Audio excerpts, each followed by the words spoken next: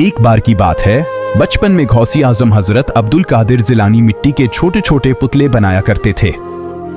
सुबह जब आप उन मिट्टी के पुतलों के पास आते तो प्यार से फरमाते, कुम भी इज़्निल्लाह।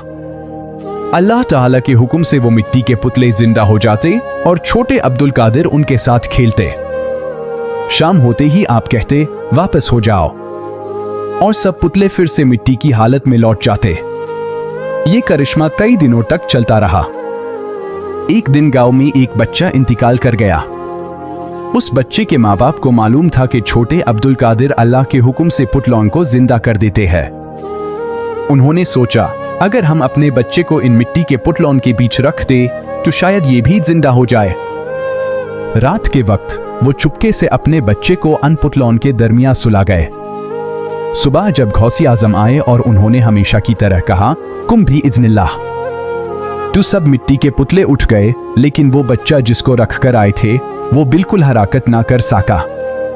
ये देखकर छोटे अब्दुल कादिर मुस्कुराए और फरमाया, मैं जानता हूं तुम मेरे बनाए हुए नहीं हो, तुम अल्लाह के बनाए हुए हो, लेकिन मैं तुम्हें भी कहता हूं, कुम भी इज़्निल्लाह।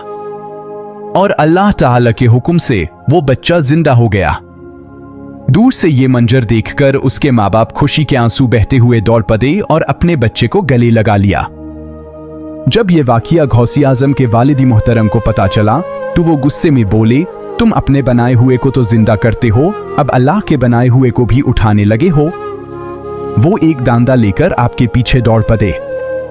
छोटे अब्दुल कादिर भागने लगे और अल्लाह के हुक्म से कब्रों से मुर्दे निकल आए, कफन सर पर लिए हुए आपके पीछे चलने लगे। कुछ देर बाद आपके वालिद ने पुकारा, अब्दुल कादिर रुक जाओ। आप रुक गए और मुर्दन से फरमाया, अपनी कब्रों में वापस चले जाओ।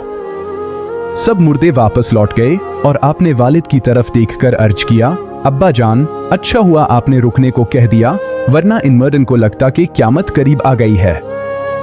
Presented with respect by Rahe Haq with Irfan. For more Islamic stories, wisdom and knowledge, like follow subscribe at @Rahe Haq with Irfan.